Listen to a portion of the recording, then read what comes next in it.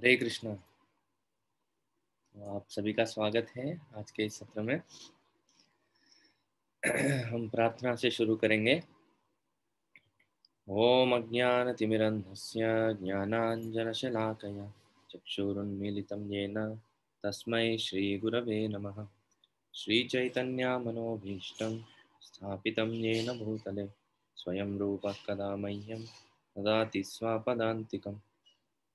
वन्देऽहं श्रीगुरो श्रीयुतापदकमलं श्रीगुरून् वैष्णवांश्च श्रीरूपं साग्रजातं सहगना रघुनाथान्वितं तं सजीवं साद्वैतं सावधूतं परिजनासहितं कृष्णचैतन्यदेवं श्रीराधा कृष्णपादान् सहगना ललिता श्रीविशाखान्वितांश्च नमामि विष्णुपादाय कृष्णप्रेष्ठाय भूतले श्रीमते भक्तिवेदान्तस्वामिनिति नामिने। नमस्ते सरस्वते देवे गौरवाणी प्रचारिणे निर्विशेष शून्यवादी पाश्चात्यदेशतारिणे नमो महावदन्याय कृष्णप्रेमप्रदायते कृष्णाय कृष्णचैतन्यनाम्ने गौरत्विषे नमः।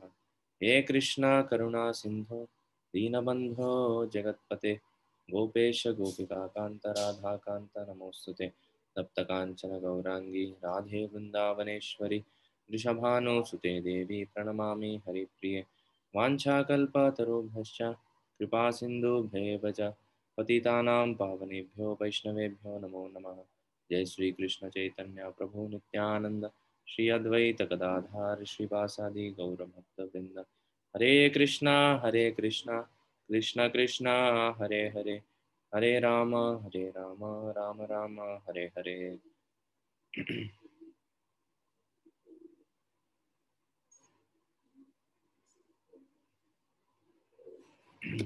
हरे कृष्णा। तो सभी का स्वागत है। कल हम चर्चा कर रहे थे कैसे भक्ति सर्वश्रेष्ठ है और भागवतम इसकी पुष्टि करती है कि कैसे भक्ति ही सबसे इजी चीज़ है और सब सामान्य जनों के लिए करने के लिए सबसे श्रेष्ठ चीज़ है। ये हमने कल देखा था। और दो लेवल की चीज़ें होते हैं, एक होता है परो धर्म, एक होता है नॉर्मल धर्म अर्थ काम मोक्ष वाला लेवल। सो दो लेवल में हमको ऊपर वाला लेवल चूज करना चाहिए, क्योंकि धर्म अर्थ काम मोक्ष से हमारे आत्मा की संतुष्टि नहीं होती। शरीर की तुष्टि हो सकती है और आत्मा की संतुष्टि केवल भक्ति से हो सकती है। ये हमने देखा था।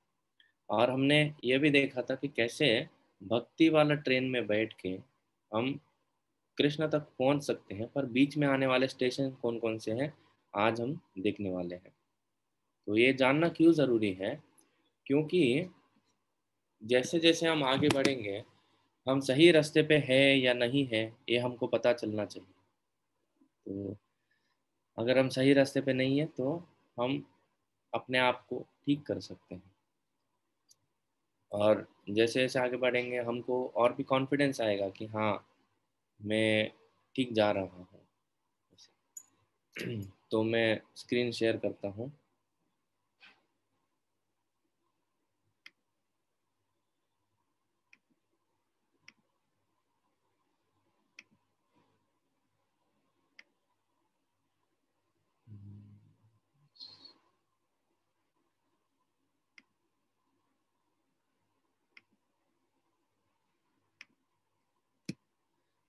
तो इधर तक हमने देखा था कल, यदनुद्यासिना युक्ता कर्मग्रंथि निबंधनम चिंदन्ति कोविदस्तस्य को न कुर्यात् कथारतिम। तो भगवान के उस कथा को, दिव्य कथा को कौन नहीं सुनेगा। इतने फायदे हैं उसके, तो कौन बुद्धिमान व्यक्ति रहेगा जो उसको नहीं सुनेगा। तो इधर व्यंग्य रूप से बता रहे हैं कैसे भगवान की कथा इतना अच्छा है, सब लोग उसको सुनेंगे। और उसके बाद इधर से चालू होते हैं भक्ति के 9 स्तर। भक्ति के 9 स्टेशन आते हैं, 9 स्तर होते हैं। वो क्या क्या है अभी हम देखेंगे। ये हम सब लोग आज क्लास होने से पहले, खत्म होने से पहले ये 9 स्टेजेस सबको याद करने का प्रयास कीजिए। बहुत इजी है। आपको लेवल वाइज हम उसको समझेंगे तो बहुत आसान है, तो आप कृपया उसको समझिए। शुश्रूषोषद्धदानस्य वासुदेवकथारुचिः शान्महत्सेवया विप्राः पुण्यतीर्थनिषेवनात्। हे द्विजों, जो भक्त समस्त पापों से पूर्ण रूप से मुक्त हैं, उनकी सेवा करने से महान सेवा हो जाती है। ऐसी सेवा से वासुदेव की कथा सुनने के प्रति लगाव उत्पन्न होता है। तो बोल रहे इधर तीन स्टेज बताए गए हैं। पहले बोल रहे हैं श्रद्धा धानस्य, पहले जो भी व्यक्ति आता है उसको श्रद्धा होनी चाहिए, थोड़ा सा श्रद्धा होनी चाहिए, और वो श्रद्धा से वो क्या करता है, सेवा करता है। हम्म। सेवा करने से भगवान की कथा में रुचि आती है। भगवान का कथा सुनने के लिए ये आता है, तो उसको बोलते हैं, इधर आप देख सकते हैं,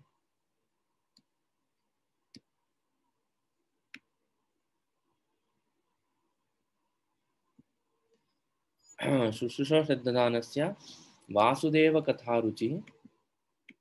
देखिए एफिनिटी टू हियर मतलब कथा में आनंद आ रहा है, मतलब वो साधु संग कर रहा है। पहले श्रद्धा आता है, बाद में साधु संग, फिर भजन क्रिया। हम्म। तो ये पहले तीन स्टेज है। पहले तीन स्टेज क्या है, पहले कोई भी भगवान के पास आता है वो श्रद्धा से आता है। श्रद्धा के बिना तो पहले वो स्टार्ट ही नहीं कर सकता। पहले कुछ तो किधर तो थोड़ा श्रद्धा होनी चाहिए उनको। हम बहुत बार देखते हैं, हम कभी भगवत गीता वितरण करने के लिए जाते हैं, जो लोगों का श्रद्धा नहीं होता है ना, वो लोग देखते ही नहीं, लेते ही नहीं भगवान के प्रति, वो बोलते हैं भगवान में हम विश्वास ही नहीं करते। तो वैसे लोगों को आप क्या आगे क्या बढ़ेंगे। और हम सबको श्रद्धा है, थोड़ा श्रद्धा है, तो हम क्या करेंगे, कभी कभी मंदिर जाएंगे, कभी भोग चढ़ाएंगे, भगवान को नमस्कार करेंगे, भगवान को प्रार्थना करेंगे। तो उधर से चालू होता है श्रद्धा, जो है वो स्टार्टिंग स्टेज है। श्रद्धा ही नहीं है तो कुछ आगे नहीं बढ़ेगा, वो मतलब ट्रेन में चढ़ ही नहीं रहा। श्रद्धा है तो कम से कम ट्रेन में जाके बैठेगा।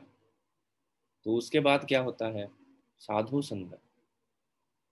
श्रद्धा के बाद उनको भक्त मिलते हैं, और आगे बढ़ने के लिए बहुत बार हम बहुत भारत देश में हम देखते हैं बहुत लोग मंदिर जाते हैं, जाके घंटी बजा के उधर कुछ फूल चढ़ा के तिलक टीका लगा के वापस आ जाते हैं, उससे कुछ फायदा नहीं होता। अब भगवान से प्रार्थना करेंगे वो सही है, पर जब तक हम भगवान के बारे में जानेंगे नहीं, भगवान के बारे में ठीक से तत्व नहीं जानेंगे, उनके बारे में, उनके बारे में सुनेंगे नहीं, तब तक हम ठीक तरह से भगवान की तरफ बढ़ नहीं सकते। तो ये साधु संग जो है, मतलब आप जब मंदिर जाएंगे और थोड़े भक्तों से मिलेंगे, भक्तों से पूछेंगे, भक्तों से कथा सुनेंगे, तब असली रूप से हम भगवान को जान सकते हैं। जैसे हमने देखा भगवान को आंखों से नहीं, कानों से देख सकते हैं। तो वो कुछ बोलेंगे भगवान के बारे में, तब जाके वो साधुओं के संग हमको मिलता है। ये कब होता है, श्रद्धा। फिर उसके बाद आता है भजन क्रिया। तो साधुओं के संग में क्या करेंगे, भगवान के बारे में कथा करेंगे, सुनेंगे, यही ना करेंगे। तो साधु संग करेंगे, उनके साथ समय बिताएंगे, उनके संग में भजन कीर्तन करेंगे, भगवान को ग्लोरीफाई करेंगे, उनका गुणगान करेंगे। तो इससे क्या होता है, ये पहले श्लोक में है, शुश्रूषो श्रद्धानस्य वासुदेव कथा रुचि स्यान् महत्सेवया विप्र पुण्यतीर्थ निषेवनात्। वैसे विप्रो का संग करके वासुदेव की कथा में रुचि उत्पन्न होता है। तो भगवान का कथा सुनने के प्रक्रिया को क्या बोलते हैं, भजन क्रिया बोलते हैं। वो भजन क्रिया करने से क्या होता है, शृण्वतां स्वकतः कृष्ण पुण्यश्रवण कीर्तन हृदयन्तस्थो ह्यभद्राणि विधुनोति सुहृत्सताम्। हमारे हृदय में जो मलिन चीज़ें हैं, जो गंदे चीज़ें हैं, जैसे काम क्रोध लोभ मोह मद मत्सर्य, ये जो छह, इनको छह रिपु बोले जाते हैं, एनिमीज। तो ये छह रिपुओं को भगवान खुद बैठ के साफ कर देते हैं। देखो, विधुनोति विशिष्ट रूपेण धुनोति, धुनोति मतलब धोना, धो डालते हैं वो 6 चीज़ों को। तो ये भगवान के कथा का इफेक्ट है। आप देखिए, अभी हम इतने दिनों से हम कथा सुनते आ रहे हैं भगवान का, और धीरे धीरे हमारा चित्त शुद्ध होते जाता है। हम थोड़ा थोड़ा भगवान के बारे में और जान रहे हैं और आगे बढ़ रहे हैं। तो विधुन होती, वो साइलेंट ऑपरेशन अंदर चलते रहता है उसका।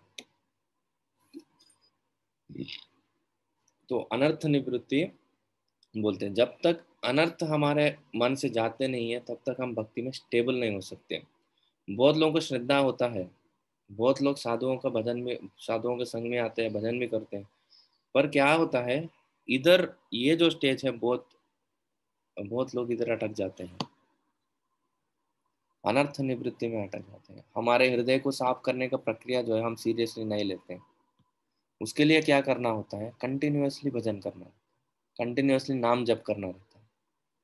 अगर हम कंटिन्यूअसली नहीं करेंगे, दिन में एक बार मंदिर जाके घंटी बजा के आएंगे तो कुछ नहीं होगा। उसके लिए एक प्रक्रिया होना चाहिए। जैसे हम अभी डेली भागवतम सुन रहे हैं, वैसे कंटिन्यूअसली सुनना चाहिए, कंटिन्यूअसली करना चाहिए, तब जाके हमारे, इसलिए नित्यम भागवत सेवया बोल रहे हैं। पूरे जीवन भर ऐसे करेंगे तब जाके हमको हमारा हृदय साफ करने का प्रोग्राम एक बनाते हैं, तब जाके वो इफेक्ट होगा। एक दिन में होगा नहीं वो, या उसके लिए अगर ठीक से प्रोग्राम नहीं बनाएंगे तो होगा नहीं। तो हृदय में जब तक काम, क्रोध, लोभ, मोह, मद, मत्सर ये सब रहते हैं जब तक, तब तक भगवान को हम अंदर नहीं बिठा सकते। एक सुंदर भजन है, उसमें बोलते हैं, मम मन मंदिरे जगो निषिधिन कृष्ण मुरारे, श्री कृष्ण मुरारे। तो बोलते हैं कि कृष्णा आके मेरे मन में बैठो। अभी कृष्ण को हम मन में बैठने के लिए बुला रहे हैं। तो एक सेकंड, कृष्ण को हम मन में बैठने के लिए बुला रहे हैं, तो वो जगह साफ तो होना चाहिए ना। तो अगर वो जगह साफ नहीं है तो कृष्ण आके कैसे बैठेंगे उसमें। इसीलिए एक कहानी जब जो हम सुनते हैं, देवकी के गर्भ से भगवान निकले थे। देवकी माता, देवकी कौन थी, कंस की बहन थी। तो कहानी ऐसी है कि कंस जो था बहुत क्रूर राजा था, फिर भी अपने बहन के प्रति उसको बहुत प्रेम था। तो देवकी और वासुदेव, इनका जब शादी हुआ, उस दिन वो स्वयं अपने बहन को उनके मायके में छोड़ने, मायके नहीं सॉरी, उनके ससुराल में छोड़ने के लिए जा रहे थे। खुद कंस आके रथ चला रहा था। तो तुरंत उधर आकाशवाणी हुई, हे मूर्ख कंस, तुम सोच रहे हो कि अभी बहुत आनंद का समय है कि बहन का शादी हुआ है, पर ये जो देवकी आपकी बहन है, उसके गर्भ से निकलने वाला 8वां पुत्र जो है आपको आपका विनाश करेगा। ऐसे आकाशवाणी करके वो गायब हो गया आकाशवाणी। उसके बाद कंस को इतना क्रोध आया, तो तुरंत वो अपना तलवार लेके देवकी का सर काटने वाला था। तो वसुदेव ने उनको रोका कि वह ऐसे मत करो, आपकी बहन है, 8वें पुत्र से आपको तकलीफ है ना। तो वसुदेव बोला, ठीक है, मैं आपको जितने भी पुत्र मेरे होंगे वो सब ला के आपको दे दूंगा। तो कंस जानता था वसुदेव अपने वचन पर निर्भर रहते हैं, वचन पर खड़े रहते हैं, तो इसीलिए वो छोड़ दिए थे उनको। और जैसे ही समय बीता, देवकी का पहला पुत्र हुआ। वासुदेव ने जैसे बोला, अपना वचन वचन निभाया, आके कंस को वो बच्चे को लाके दिया। तो कंस ने क्या बोला कि 8वें पुत्र से मेरे को क्या बोलते हैं, मुझे डेंजर, डेंजर को क्या बोलते हैं, अपघात, मुझे डेंजर है 8वें पुत्र से, इससे नहीं है, आप इसको लेके जाओ। पर वासुदेव हमें सोच रहा था कि इसके ऊपर कुछ विश्वास नहीं कर सकते, अभी ऐसे बोल रहा है, कुछ देर बाद आके कुछ भी कर सकता है। क्योंकि जो व्यक्ति का इंद्रियां अपने कंट्रोल में नहीं रहती है, उनको कभी विश्वास नहीं कर सकते। जो भगवान के भक्त जो रहते हैं, उनकी इंद्रिय उनके कंट्रोल में रहते हैं, इसलिए भक्तों के इस ऊपर सिर्फ विश्वास कर सकते हैं। बाकी क्या होता है, इंद्रिय तृप्ति जब सामने आ जाता है तो व्यक्ति कुछ भी कर लेता है, वो कुछ भी देखता नहीं है इस दुनिया में। इसलिए हम देखते हैं कितने सारे झगड़े होते हैं, अपने क्लोज रिलेटिव्स के बीच में भी झगड़े होते हैं। क्यों? सब इंद्रिय तृप्ति के पीछे झगड़ा करते हैं। तो कंस भी राक्षस था, वो कभी उसके ऊपर विश्वास नहीं कर सकते थे, जैसे वसुदेव ने सोचा। थोड़ी देर के बाद कंस आया और पहले बेटे को उठाया, छोटा बच्चा था, उसको उठाया, देवकी के सामने ही उसको सर पे ये पत्थर पे टपक के मारा। आप सोच सकते हैं कैसे लगता होगा उनको। फिर ये क्यों हुआ, क्या हो गया कंस को बीच में? तो बीच में एक छोटी सी घटना होती है। बीच में नारद मुनि आते हैं कंस के पास और बोलते हैं, नारायण नारायण, वो आप कैसे हैं? तो कंस बोलता है, चल रहा है, अभी अभी वासुदेव जी आके गए हैं, वो जो आकाशवाणी हुई थी उसमें पहले बेटा वो देने के लिए आए थे, मैंने उनको वापस भेज दिया। बोलते हैं, नारायण नारायण, आप ऐसे क्यों किए? तो उन्होंने एक कमल का पत्ता निकाला, तो उन्होंने ऐसे कमल का पत्ता घुमाया और दिखाया कि इसमें पहले पंखुड़ी कौन सा है, आठवां कौन सा है, आप दिखाओ। तो कंस का दिमाग फिरने लगा, मतलब कौन सा भी बच्चा आठवां बच्चा हो सकता है? गोल अगर देखा जाए तो अगर सर्किल में पहला पॉइंट किधर है बोले तो सब कुछ पहला पॉइंट हो सकता है, वैसे कोई भी बच्चा आठवां बच्चा हो सकता है। ऐसे कह के नारद मुनि चले गए। इसके पीछे क्या कारण था? नारद मुनि थोड़ा भगवान के आगमन को और फास्ट करना चाहते थे, प्रोसीजर को और थोड़ा फास्ट करना चाहते थे, तो इसलिए उन्होंने ऐसे बोला। फिर कंस जाके पहले बच्चे को मार दिया, वैसे दूसरा, तीसरा, चौथा, पांचवा, छठा, 6 बच्चे जो है ऐसे पैदा हुए थे। पहले बच्चे को मारने के बाद देवकी और वसुदेव को जेल में डाल दिया था। 6 बच्चों को मार दिया था देवकी के सामने। उसके बाद जब 7वां बच्चा हुआ तो उधर गोकुल में रोहिणी थी, जो वसुदेव की ही पत्नी थी, उनको उधर रखा गया था। ये गर्भ को, देवकी के गर्भ से रोहिणी के गर्भ में बलराम जी को ट्रांसफर किया गया। 8वां जो पुत्र हुआ वो कृष्ण है। तो कृष्ण जैसे ही पैदा हुए उनको गोकुल में लेके गए थे, नंद महाराज के इधर। कृष्ण ने खुद बोला कि आप, मुझे तो इधर कुछ डर नहीं है, तो मेरे वजह से आप अगर डर रहे हो तो वसुदेव जी मेरे को गोकुल लेके जाइए और उधर बस नंद महाराज के इधर। अभी अभी यशोदा ने एक लड़की को जन्म दिया, वो लड़की को आप लेके आइए और मुझे उधर रख दीजिए। तो वसुदेव जी ऐसे ही करते हैं। तो ये आचार्य लोग हमारे इसके ऊपर टीका करते हैं कि ये जो 6 बच्चे देवकी ने जो जन्म दिया था, उनको मरना क्यों पड़ा? और 7वें बच्चे के रूप में बलराम जी क्यों आए? इसके ऊपर वो एक्सप्लेनेशन देते हैं कि वो 6 बच्चे जो थे, वो एक एक बच्चा, एक एक जो रिपु हम सोचा था, एक एक क्या बोलते हैं, एक एक चीज को रिप्रेजेंट करता है। ऐसे बोल सकते हैं, काम, क्रोध, लोभ, मोह, मद, मत्सर्य, ये 6 चीजें जो है, 6 बच्चे हैं। तो ये रिप्रेजेंट करता है, हम हमारे अंदर जब तक ये 6 चीजें, 6 बच्चे हमारे ये खत्म नहीं हो जाते हैं। और बलराम जी, गुरु, बलराम मतलब क्या है? गुरु तत्व है।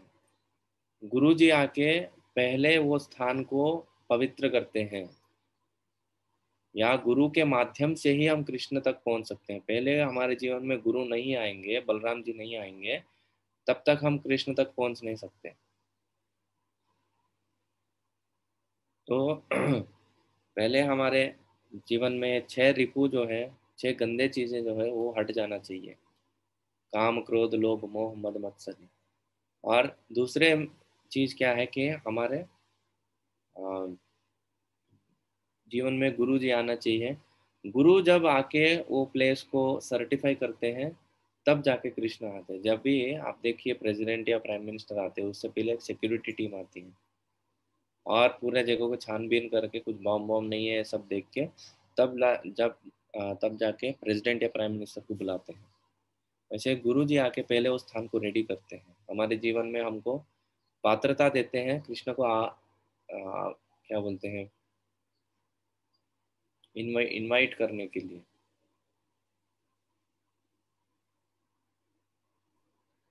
आगमन। गुरु आगम जी। आगमन आवाहन, यस करेक्ट। कृष्ण का आगमन के लिए हमको रेडी करते हैं। देवकी को वो चीज करना पड़ा तो हम कौन है। देवकी जी ये सब होने के बाद कृष्ण उनके पुत्र के रूप में आए। तो हमारे जीवन में भी अगर कृष्ण हमारे हृदय में आने चाहिए तो पहले ये अभद्र जो है वो सब नष्ट हो जाने चाहिए। वो कैसे होंगे? जितना हम भगवान के बारे में सुनेंगे, जितना हम भगवान का भजन कीर्तन करेंगे, जितना हम नाम जप करेंगे, ये सबसे इम्पोर्टेंट है। भगवान का नाम जप करना सबसे इम्पोर्टेंट है। हरे कृष्णा कृष्ण कृष्ण हरे हरे, हरे राम राम राम हरे हरे। ऐसे करेंगे तब जाके हमको हमारा हृदय का शुद्धिकरण होता है। चेतोदर्पण मार्जनम भव महादावाग्नि निर्वापनम श्रेय कैरव चंद्रिका वितरणम विद्यावधु जीवनम। ऐसे बोलते हैं हमारे हृदय में जो गंदगी है वो पहले हरिनाम साफ करता है, तब आप अपने आप को भगवान के सेवक के रूप में ठीक से देख सकते हैं। तो ये चौथा स्टेज है जो अनर्थ निवृत्ति बोलते हैं इसको। अनर्थ का निवृत्ति होता है भजन क्रिया से। तो जब अनर्थ हमारे मन से चले जाते हैं तब जाके भक्ति का जो प्रोसेस है हमारे मन में बहुत दृढ़ से स्थापित हो जाता है। वापस पीछे देख के पीछे मुड़ के देखेंगे नहीं हम माया की तरफ, या ये दुनियादारी चीजों की तरफ हम मुड़ के देखेंगे नहीं। तो वो अगले श्लोक में इधर आता है, उसको बोलते हैं निष्ठा। नष्टप्रायेषु भद्रेषु नित्यं भागवत सेवया भगवत्युत्तम श्लोके भक्तिर्भवति नैष्ठिकी। भागवत की कक्षाओं में नियमित उपस्थित रहने तथा शुद्ध भक्त की सेवा करने से हृदय के सारे दुख लगभग पूर्णतः विनष्ट हो जाते हैं और उन पुण्य श्लोक भगवान में अटल प्रेम भक्ति स्थापित हो जाती है, जिनकी प्रशंसा दिव्य गीतों से की जाती है। ये उत्तम श्लोक वाला जो शब्द है हमको पहले भी आया था पहले अध्याय में। इसका मीनिंग इधर है, जिनकी प्रशंसा दिव्य गीतों से की जाती है। और ये अभद्र कैसे नष्ट हो जाएंगे हमारे जीवन से? छह अभद्र जो है कैसे नष्ट हो जाएंगे? नित्यम भागवत सेवया। जैसे हम चर्चा कर रहे थे, भागवत का कथन नित्य सुनने से, डेली सुनने से, इसीलिए हमने ये डेली भागवत का कक्षा का कॉन्सेप्ट निकाला है, ताकि हम डेली थोड़ा थोड़ा भगवान के बारे में सुन के हमारे जीवन में उनको इनवाइट कर सकते हैं, आह्वान कर सकते हैं। भक्तिर्भवती नैष्ठिकी। ऐसे करेंगे day after day day after day continuously, हम अगर ऐसे सुनते जाएंगे तो हमारे हृदय में जो भक्ति है अटल रूप से स्थापित हो जाएगा। वो हिलेगा नहीं। कभी हम मुड़ के देखेंगे नहीं कि मेरे को फिर से ये दुनिया में कुछ चाहिए। तो ये स्टेज को बोलते हैं निष्ठा। आप इधर देख सकते हैं, इधर देखिए अनर्थ निवृत्ति होने के बाद निष्ठा आती है। ये निष्ठा स्टेज में दृढ़ विश्वास एक चीज होता है, और डिटर्मिनेशन, निश्चय जिसको बोलते हैं, दृढ़ निश्चय एक रहता है, हाँ मुझे भगवान की भक्ति ही करनी है। और रोज उठ के हमको दिन रात वही याद रहता है। ऐसे जो निष्ठा वाला स्टेज है वो आ जाता है। जब तक ये दुनिया को एंजॉय करने वाला जो मनोवृत्ति है, जो ये छह चीजों से आता है, सब चीज स्टार्ट होता है काम, काम मतलब डिजायर्स। तो वो डिजायर से स्टार्ट होता है, फिर वो डिजायर्स फुलफिल नहीं होता तो क्रोध आता है, काम क्रोध। अगर फुलफिल हो गए अगर पूरे हो गए तो लोभ आता है। हाँ? काम क्रोध लोभ मद, अभी सब चीजें मेरे को मिल रहे हैं, मुझे मिल रहे हैं तो गर्वित हो जाते हैं। मोह मद, मद मतलब गर्व, गर्वित हो जाते हैं। मद मतलब गर्व में मदमत्त बोलते हैं ना, गर्व होके मदमत्त हो जाते हैं। हम्म, मत्सर्य, मत्सर्य मतलब इतना मदमत्त हो गए कि सोचते हैं कि किसी के पास और कुछ रहना ही नहीं चाहिए, सब मुझे ही चाहिए, सब मेरे पास ही रहना चाहिए। तो ये छह एक एक स्टेजेस को भी रिप्रेजेंट करते हैं, अगर वो एंगल से देखा जाए तो। सब चीज कहाँ से स्टार्ट होता है? डिजायर से, इच्छाएं से। हमारे इच्छाएं किस तरफ हमको लेके जा रहे हैं, ये देखना चाहिए। तो ये दुनिया की चीजों को भोगने का इच्छा ही नहीं रहेगा, तो ऑब्वियसली हम भगवान के साथ आसानी से रह सकते हैं, भगवान के बारे में आसानी से सुन सकते हैं। उसके बाद आता है रुचि। भगवान की कथा में रुचि उत्पन्न होता है। अभी तो हम जोर जबरदस्ती कैसे तो कर लेते हैं, थोड़ा बड़ा करके, पर फिर भी देखते रहते हैं पीछे। पीछे मतलब फिर से देखते हैं, अरे चलो यार अभी क्या क्लास में बैठेंगे, चलो थोड़ा घूम के आते हैं, चलो मूवी देखते हैं, चलो रेस्टोरेंट जाते हैं। यही चीज चलता रहता है। पर तब जोर जबरदस्ती नहीं होगा। तब भगवान के बारे में, अरे कब मंगल आरती जाएंगे, कब हम भागवत कथा सुनेंगे, कब हम और रामायण सुनेंगे, कब रामनवमी आ रहा है, अगला नरसिंह चतुर्दशी कब आ रहा है, ये सब कैसे हम फेस्टिवल सेलिब्रेट करेंगे, ये चीज चलेगी। इसको बोलते रुचि वाला स्टेज। उसके बाद आता है आसक्ति। आसक्ति मतलब भगवान के सेवा में आपको इतना रुचि हो रही है कि आपको उसके साथ अटैचमेंट हो गया। आसक्ति मतलब अटैचमेंट। अब कोई भी बोले तो छोड़ के जाएंगे नहीं, नहीं नहीं बाबा मुझे अभी सेवा है, मैं किधर भी नहीं आने वाला। तो अटैचमेंट हो जाता है, जैसे ये दुनिया की चीजों से अटैच हो जाते हैं ना, जैसे एक बहुत अच्छा घर किसी ने बांधा। हाँ, वो घर से उसको कितना अटैचमेंट होता है। कोई अपना बेटी है, बेटा है, अपने पुत्रों से या पुत्री से, हमारे संतान से हमको कितना अटैचमेंट रहता है। उनके बारे में ख्याल करते हैं, उनके बारे में हम सोचते हैं, क्या करेंगे क्या नहीं करना चाहिए, इतना सोचते हैं हम, अटैचमेंट की वजह से सोचते हैं। तो वैसा अटैचमेंट हमको भगवान के साथ हो जाता है।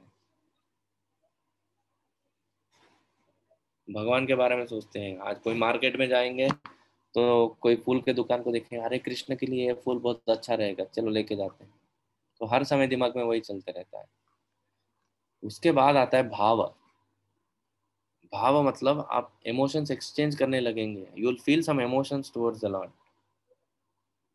भगवान के प्रति आप कुछ फील करेंगे, भगवान कितने दयालु हैं, मेरे ऊपर इतना दया किया उन्होंने, दया दिखाया। और भगवान आज खुश है या नाराज है, कैसे है, ये सब आप देख पाएंगे, उनके साथ इमोशंस एक्सचेंज कर पाएंगे। उसके बाद आता है प्रेम। अभी भाव और प्रेम में बहुत कम फर्क है, पर फिर भी है थोड़ा फर्क। क्या फर्क है? प्रेम के स्टेज में भगवान को आप भगवान भक्त का सुनने लगते हैं।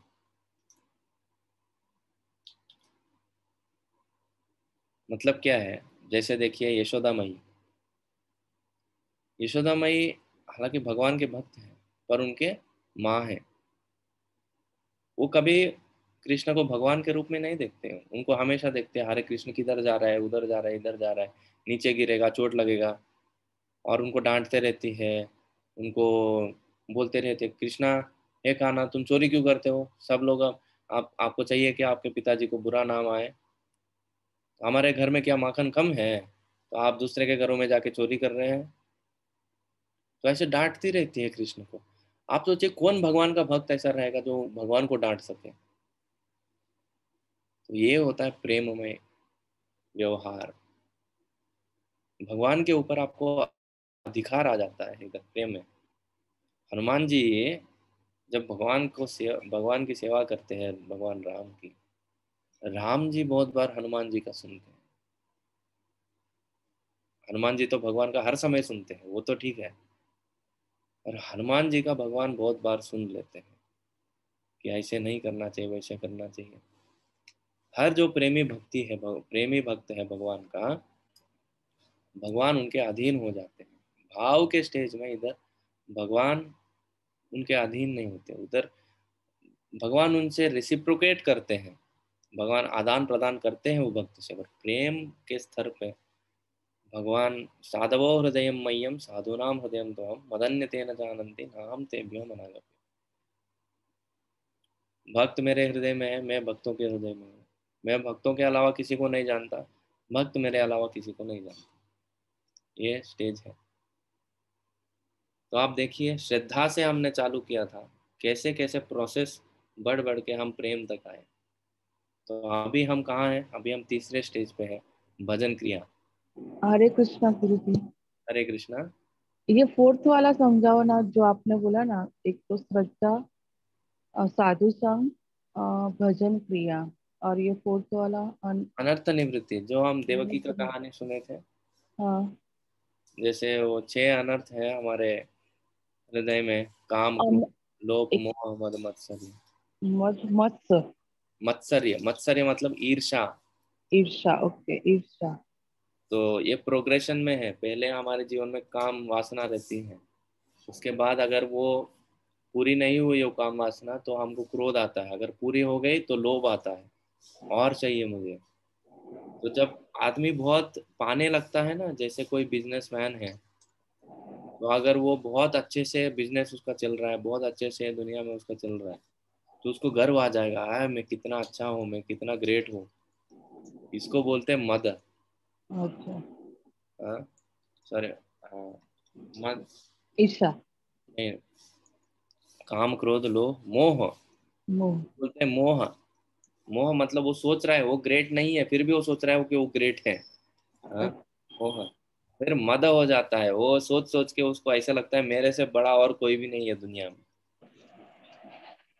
हाँ, उसके बाद आता है मत्सर्य। आप सोचिए, कोई दो बड़े लोगों को आप सामने ला के रखिए, और एक एक सोच रहा है मैं बड़ा हूँ, एक सोच रहा है मैं बड़ा हूँ, सब लोग सोच रहे हैं मैं ही सबसे बड़ा हूँ, तो दूसरों से ईर्ष्या करने लगते हैं कि उसके पास इतना क्यों है, मेरे पास इतना कम क्यों है, और उसके पास जो है वो भी मुझे चाहिए। इसको बोलते हैं मत्सर्य, ईर्ष्या। हाँ, हरे कृष्णा गुरु जी, ये जो साधु संग बोला आपने, हाँ, तो जैसे हम लोग अभी अभी जुड़े हैं, तो हमारे तो ऐसे कोई गुरु, ऐसे आप ही, अभी तो हमारे लिए आप ही गुरु हो, कि आप हमको भगवतम समझा रहे हो। हाँ, तो ऐसे ये स्टेज पे तो साधु संग तो यानी कि गुरु के हिसाब से हम आपको मान ही सकते हैं ना, क्योंकि आप हमारे गुरु हैं और आप हमको भगवतम समझा रहे हो। हाँ। तो ये कैसे रहता है? तीन चीजें रहते हैं, गुरु, साधु और शास्त्र। गुरु और साधु में थोड़ा फर्क है। साधु मतलब, जैसे हम एक सिंपल एग्जांपल बताओ, जैसे हम स्कूल जाते हैं, कॉलेज जाते हैं, तो हम एक क्लासरूम में बैठते हैं, हमारे साथ और एक 40-50 बच्चे रहते हैं। हम्म, और हमको एक टीचर रहता है, और टीचर एक पर्टिकुलर किताब पढ़ाता है। तो वो टीचर जो है ना वो गुरु है, अच्छा। और बाकी हमारे क्लास में जो है वो लोग साधु है, और जो किताब हम पढ़ रहे हैं उसको शास्त्र के रूप में हम कंपैरिजन कर सकते हैं। अच्छा। जैसे हम अभी, खैर एक तो एक लेवल पे हो गया, मैं अभी सिखा रहा हूँ, मैं टीचर के रूप में मेरा ये कर रहा हूँ। तो पर कैसा है, मैं मंदिर में जाऊंगा, मैं भी किसी से सुनूंगा, तो तब मैं भी क्लास में एक स्टूडेंट के जैसा रहूंगा। अच्छा। इधर मल्टीपल रोल्स प्ले करना पड़ रहा है। मैं, गुरु लोग जो रहते हैं ना, कंप्लीटली अनर्थ निवृत्ति हो गया, और प्रेम के स्टेज पे जो है उनको गुरु के रूप में मानना चाहिए।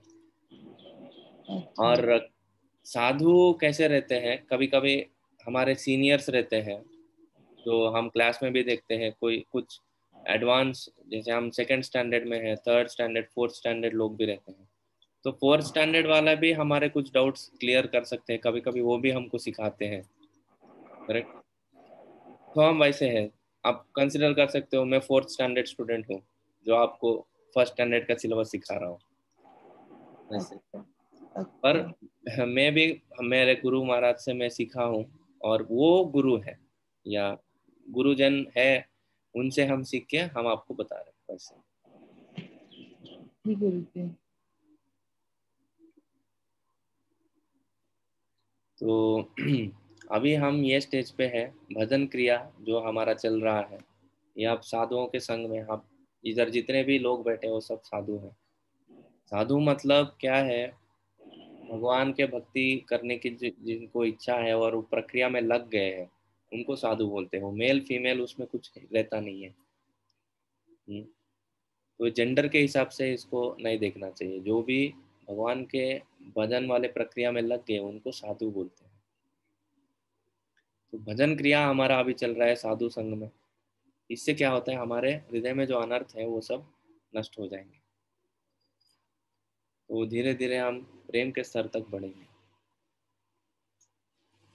ये थोड़ा इसके बारे में श्लोक देखेंगे, हमने सिर्फ स्तर देखा था। श्लोक बहुत सुंदर है इसके। नष्टप्रायेषु भद्रेषु नित्यं भागवत सेवया भगवत्युत्तम श्लोके भक्तिर्भवति नैष्ठिकी। तो निष्ठा वाला स्टेज जो है इधर हमको दिखा रहे हैं। और अगला स्टेज आता है इधर, तदा रजस्तमो भावा कामलोभादयश्च ये चेत एतैरनाविद्धं स्थितं सत्त्वे प्रसीदति। तो एक बार निष्ठा से हम बैठ जाएंगे भगवान के भक्ति करने के लिए, तब क्या होगा हमारे हृदय में वो, या तदा रजस्तमो भावा कामलोभादयश्च ये, फिर से वो अनर्थ निवृत्ति के बारे में, चेत एतेन अनाविदम स्थितम सत्त्वे प्रसीदति।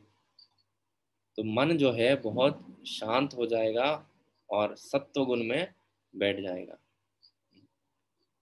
इसके बाद एवं प्रसन्न मनसो भगवत भक्ति योगता,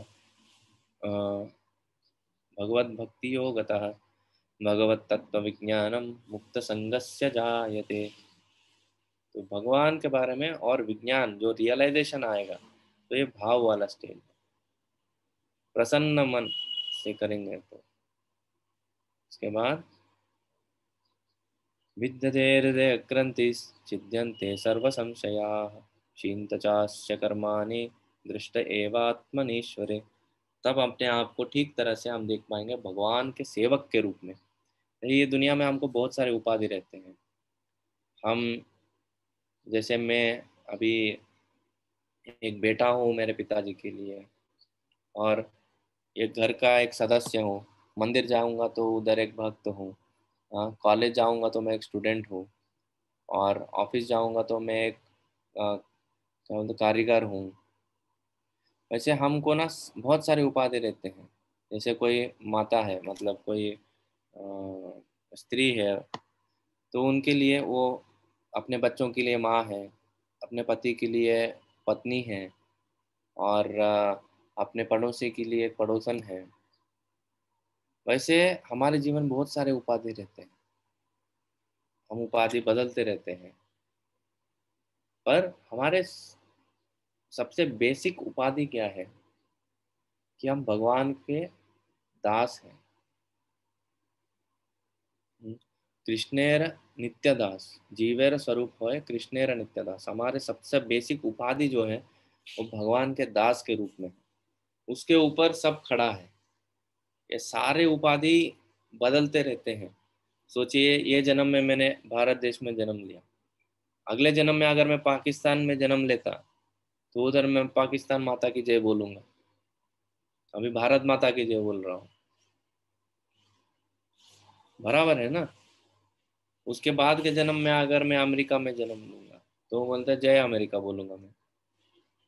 तो उपाधि जो है वो चेंज होते रहते हैं। आज ये जीवन में, ये जन्म में हम किसी के माता पिता बने हैं, अगले जन्म में किसी और के माता पिता बनेंगे, किसी और जन्म में किसी और के माता पिता बनेंगे।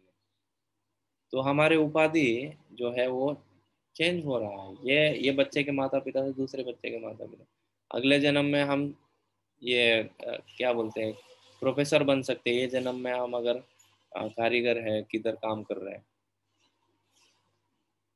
उपाधि, सब उपाधि चेंज होते रहते हैं, सिर्फ एक उपाधि जो है वो चेंज नहीं होता है, वो है हमारे भगवान के प्रति दासत्व। हमारे भगवान के प्रति जो संबंध है वो कभी चेंज नहीं होता।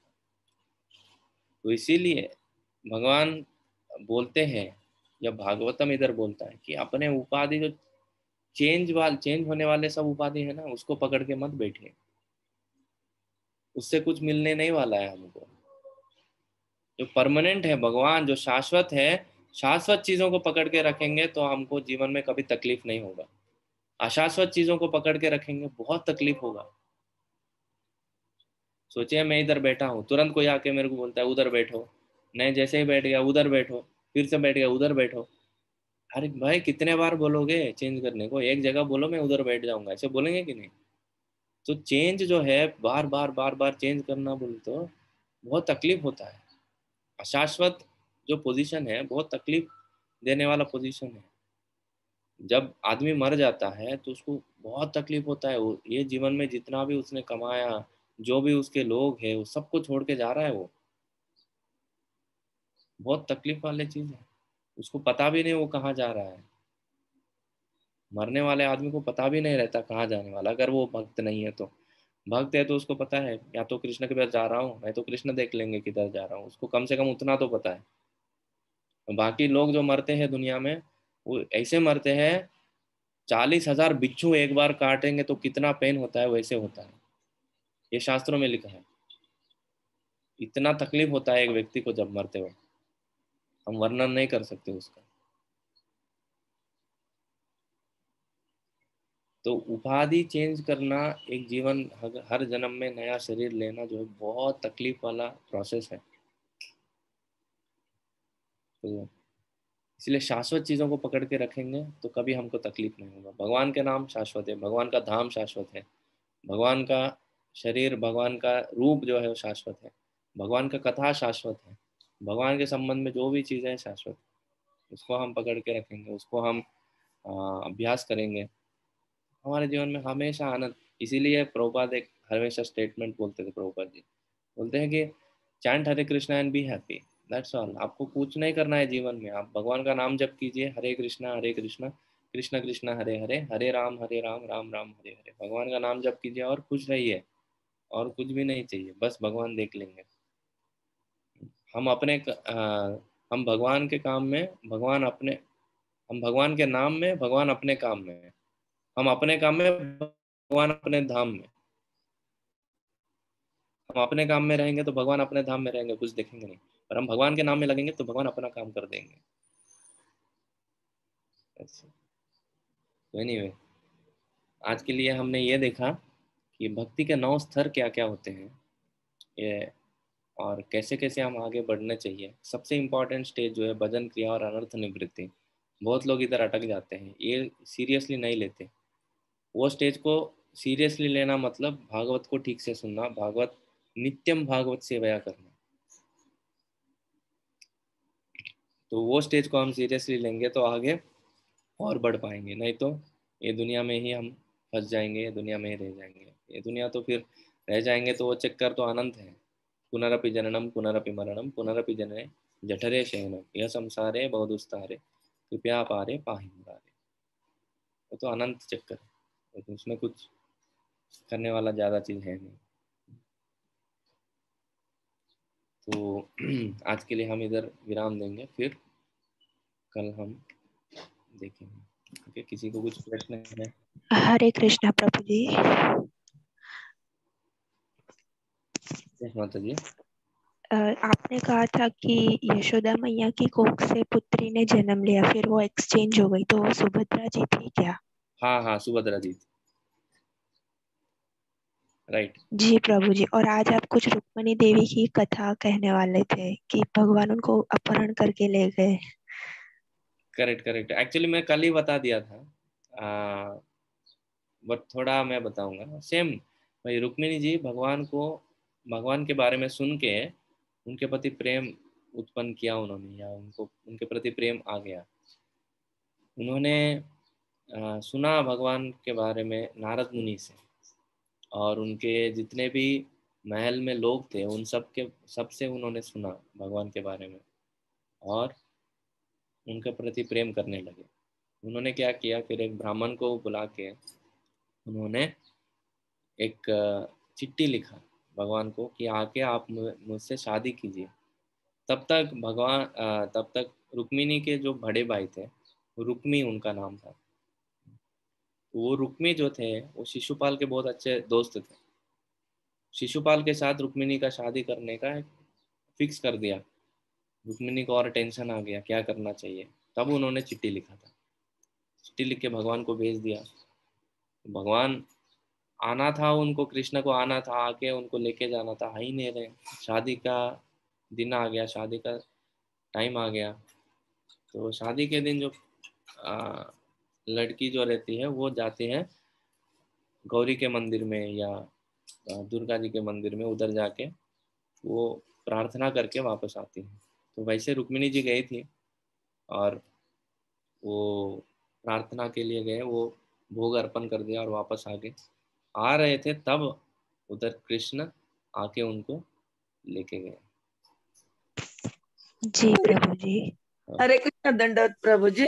अभी आपने बोला कि यशोदा मैया ने जन्म दिया सुभद्रा मैया को, नहीं ना प्रभु जी? यशोदा मैया ने जो जन्म दिया था वो अष्टभुजा देवी बनी। वही माता जी, वो जो दुर्गा देवी है और ना। सुभद्रा मैया तो वसुदेव और देवकी की पुत्री है। हाँ, वही ना माता जी।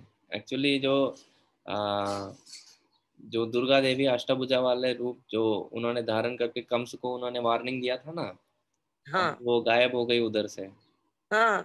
तो सुभद्रा देवी जो है वो, ये तो एक्चुअली योग माया है, पर ये दुनिया में उनका रूप दुर्गा देवी के रूप में होता है वैसे।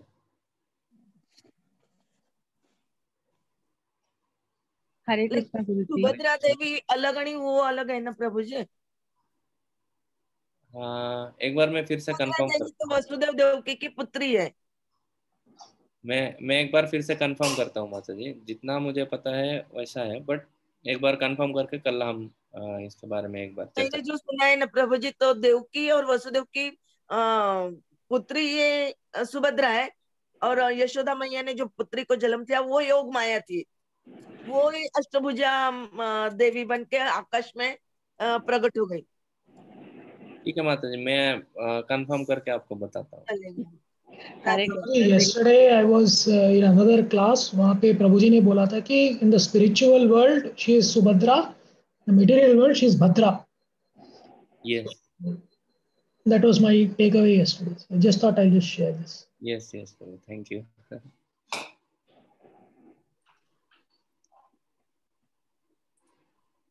जी कोई कुछ बोल रहे थे? हाँ, हरे कृष्णा गुरु जी। हरे कृष्णा। तो देवकी माता के हिसाब से लास्ट जो 3 संतान थी वो बल बलराम जी, सुभद्रा जी और कृष्णा, ऐसे है ना? लास्ट 3 नहीं है एक्चुअली, कृष्ण के रिप्लेसमेंट में उनको वो लड़की को यशोदा लाया। में लाया गया था। तो अच्छा, एक्चुअली 2 ही है, बलराम जी और कृष्ण जी। ओके। तो सुभद्रा देवी देवकी की पुत्री के वो पुत्री यशोदा के देवी। आते हैं। तो वही चीज एक बार मैं कंफर्म करता हूँ, क्या सेम यही जो दुर्गा देवी जो चली गई हाँ, वही है, या अलग से पुत्री हुई, उनको एक बार मैं कंफर्म करना चाहिए। ठीक है गुरु जी। हरे कृष्णा गुरु जी। प्रभु जी, वन स्मॉल क्वेश्चन प्रभु जी, छोटा डाउट। वो यस। आपने बोला गुरु तो होना है, तो अब प्रभु जी जब तक अभी अपन गुरु नहीं मिले तो अभी तब तक जो अपन पूजा करेंगे चाहे जो भी अपन जाप करेंगे वो व्यर्थ रहेगा, या तो गुरु मिले बाद ही काम में आएगा? नहीं, हाउ व्यर्थ टू? नहीं जाएगा, व्यर्थ नहीं जाएगा, वो प्रिपरेशन है। गुरु जब हमको नाम देते हैं या माला देते हैं करने के लिए, जब करने का अधिकार देते हैं, उससे पहले अगर प्रैक्टिस नहीं रहेगा ना तो वो हम नहीं कर पाएंगे। जैसे कोई क्रिकेट मैच खेलने जाता है, नेट प्रैक्टिस करते हैं ना तो नेट प्रैक्टिस के जैसा है, और उसका फल भी मिलता है, उसका फल वाया नहीं जाएगा। ठीक है ठीक है। एक मोर क्वेश्चन, एक वन मोर क्वेश्चन गुरु जी। Yes ma'am. आपने बोला कि गुरु अभी हमारे लिए, हमारे लाइफ में गुरु नहीं है। हम लोग जाप करते हैं, आपका भगवतम पठन करते हैं। तो गुरु के लिए हमको गुरु को ढूंढना है, गुरु के साथ ज्वाइंट कनेक्ट होना है। तो हमको किसी ऐसे इस्कॉन मंदिर से ज्वाइंट कनेक्ट होना पड़ेगा कि कैसे, वो थोड़ा प्रक्रिया समझ में नहीं आ रहा है। हाँ माता जी, जनरली प्रोसेस कैसे रहता है, अब जैसे जैसे अभी हम भी इस्कॉन से ही है, हम हालांकि एक अलग जगह से हैं, पर सब एक ही है। इस्कॉन बोले तो एक ही इंस्टीट्यूशन है। और जी। आपके नज़दीकी जो भी मंदिर है, इस्कॉन मंदिर, उससे आप कनेक्ट हो जाइए। और हम्म। उधर जो भक्त रहते हैं, उधर हम्म। जो बहुत जो गुरुजन रहते हैं, मतलब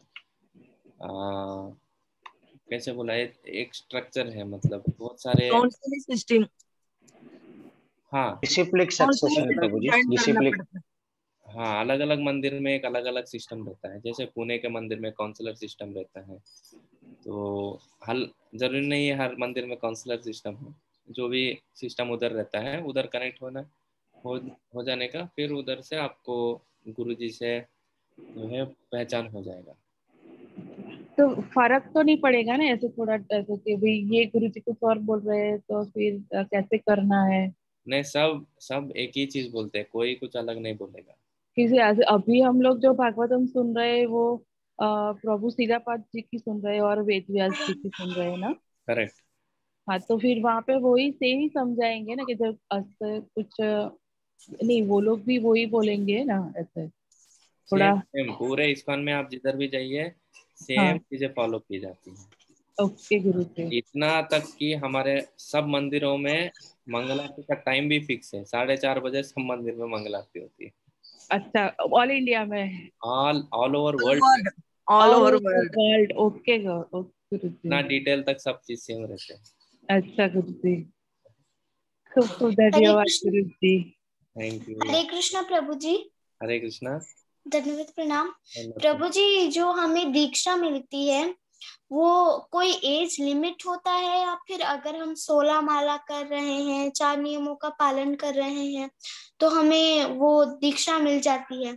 और अ, वो कैसे रहता है, हर एक गुरु के एक नियम रहते हैं।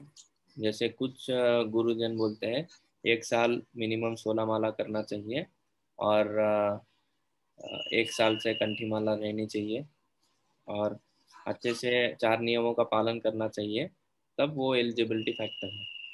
और कुछ गुरुजन रहते हैं जिनके कुछ और नियम थोड़ा कठिन रहते हैं, जैसे 3 साल तक 16 माला करनी चाहिए।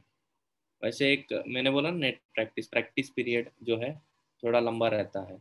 और कुछ गुरुजन रहते हैं जो बोलते हैं कम से कम एक बार पहले स्कंद भागवतम आपको पढ़ना चाहिए, और भगवत गीता कम से कम 2 बार बोल पढ़ना चाहिए, 16 माला और 4 नियमों के साथ।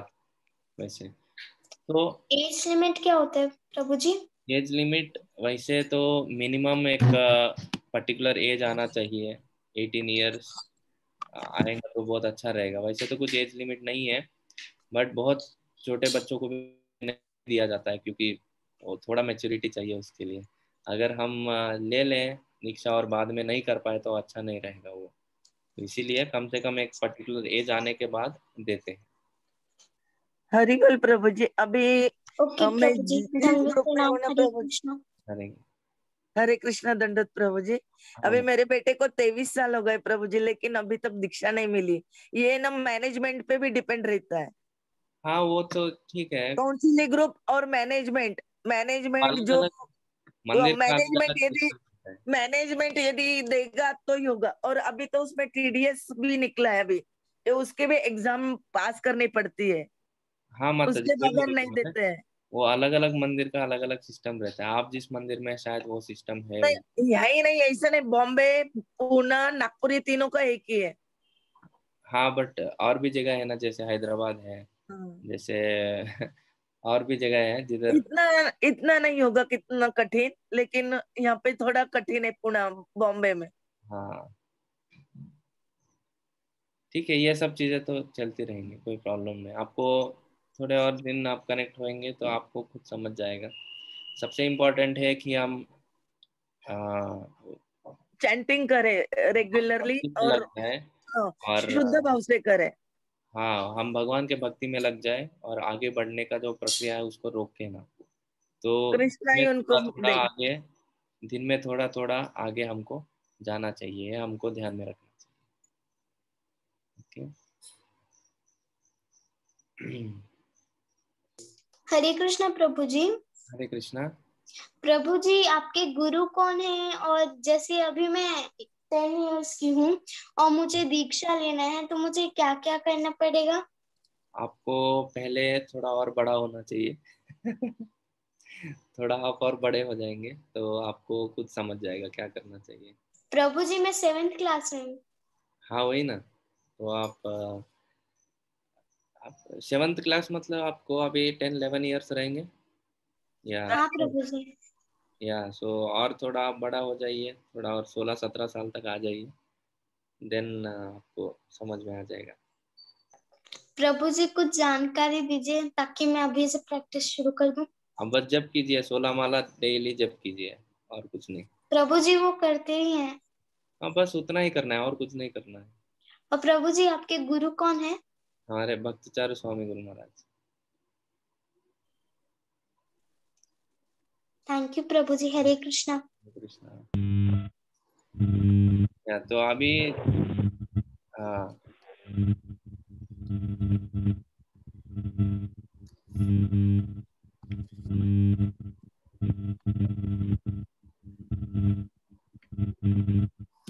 ओके, फिर हम कल मिलेंगे। बहुत बहुत धन्यवाद आप लोगों का। हरे कृष्णा कृष्णा कृष्णा हरे हरे, हरे राम राम राम हरे हरे। हरे कृष्णा प्रभु जी। धन्यवाद प्रणाम। हरे कृष्णा प्रभु जी। हरे कृष्णा प्रभु। हरे कृष्णा। धन्यवाद प्रणाम। धन्यवाद।